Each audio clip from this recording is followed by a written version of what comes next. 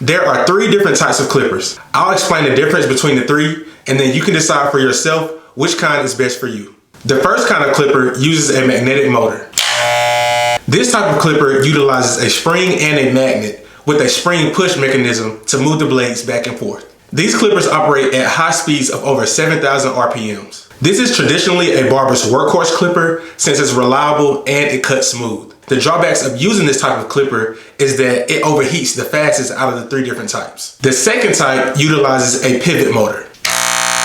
Pivot motors are very similar to magnetic motors, but pivot motors utilize a magnetic force that pull the blades left and right. These clippers have high torque, but the blades don't move as fast. So while these may not get hot as fast as magnetic motors, you will compromise cut quality as these don't cut as smooth on all hair types. The last and most popular type is the rotary motor.